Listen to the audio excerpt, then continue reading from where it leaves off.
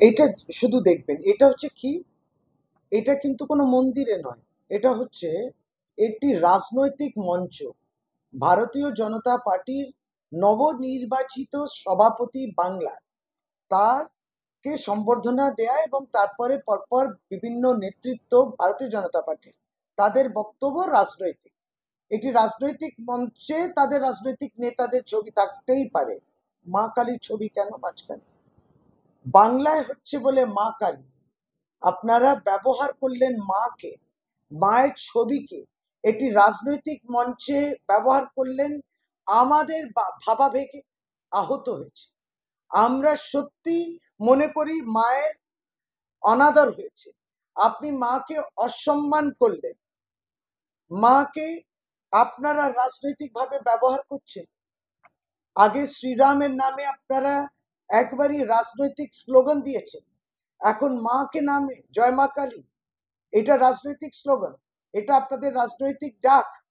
আমরা এই অপমানের বিরুদ্ধে বাংলার মানুষকে সচেতন করছি। দেখুন, ঠিক এইভাবে লোকসভা নির্বাচন যখন 2024-এ ছিল, তখন প্রধানমন্ত্রী এই যে রাজনৈতিক পোশাকই নেই, কিন্তু একটা নেতার যেমন পোশাক, তিনি কিন্তু সাধু বেশে আছেন। কারণ এই 2024-এ লোকসভা নির্বাচনের আগে তিনি বলেছিলেন যে ভগবান আমায় পাঠিয়েছেন, আমি কিন্তু বায়োলজিক্যাল সন্তান নই, আমি তার সরাসরি সন্তান। তিনি একটা বিশেষ উদ্দেশ্যে পৃথিবীতে নরেন্দ্র মোদীকে পাঠিয়েছেন বলে তিনি বলেছিলেন। তিনি সেটাই আত্মকেন্দ্রিকতা, তিনি সব ভগবানের সরাসরি সন্তান, একটা বিশেষ মেসেজ বার্তা নিয়ে এই পৃথিবীতে এসছেন মানুষের কল্যাণের জন্য, এটি বলেছিলেন।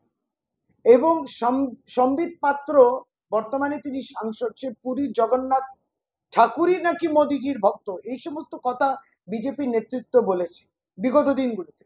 2024-এ ভারতবর্ষের জনতা নির্বাচনের মাধ্যমে তাদের স্থান দেখিয়ে দিয়েছে। তারা কিন্তু এককভাবে সরকার গঠন করতে পারেনি, অনেক অনেক কম সংখ্যায় সিট পেয়েছেন। আজকে মা কালীকে গতকালকে আপনারা ব্যবহার করলেন কি 2026-এ নির্বাচন সামনে আসছে, রাজনৈতিক বক্তব্য রাখছেন বলে।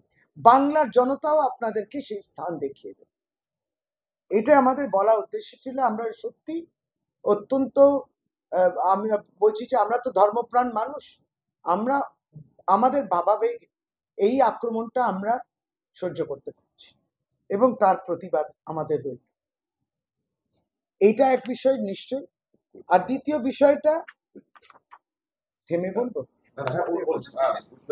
আরেকটি বিষয় খুবই গুরুত্বপূর্ণ, এটা হচ্ছে আমার ভাই তৃণমূল কংগ্রেসের একজন সমর্থক কোচবিহার, এবং গতকাল রাত্রিরে ফিরছিল যখন রাজনৈতিক কাজ করে, তখন ফেরার সময় তার সামনে একটি গাড়ি দাঁড়ায়, একজন ব্যক্তি নেমে তার উপরে গুলি করে। দেখুন গুলিটা রয়েছে, প্রাণে বেঁচে গেল, মরে যেতে পারত, প্রাণে বেঁচে গেল। প্রাণে মারার চেষ্টা করলো ভারতীয় জনতা পার্টির নেতা সুকুমার রায়, তার ছেলে অ্যারেস্ট হয়েছে, কিন্তু আপনি প্রাণ কেড়ে নিচ্ছেন, আপনি প্রাণ কেড়ে নিচ্ছেন কারণ আপনারা রাজনৈতিক ভাবে দেউলিয়া। আপনি রাজনৈতিক লড়াইতে আর সম্মুখীন হতে পারছেন না, আপনারা জিতবেন না, আপনারা হারবেন, কিন্তু আপনারা রাজনৈতিক ভাবে একটা অরাজকতা তৈরি করছেন। হিংস্র, দৈনন্দিন আপনাদের হিংস্রতা প্রকাশ পায়, আর আপনারা একটা মানুষের প্রাণ কেড়ে নেওয়ার চেষ্টা, এর বিরোধিতা আমরা করলাম। অবশ্যই পুলিশ অ্যারেস্ট করেছে, পুরো বিষয়টা মাথাকে লেজাকে সব বেরোবে। ভারতীয় জনতা পার্টিকে সতর্ক করে দিচ্ছে বাংলার মানুষ এবং তৃণমূল কংগ্রেস যে আপনার এই হিংস্র ঘটনা, রাজনৈতিক উদ্দেশ্য প্রণোদিত এই সমস্ত অপরাধ আপনারা করবেন না, বিরত থাকুন। রাজনৈতিক লড়াই রাজনৈতিক ভাবে, এইটা নয়।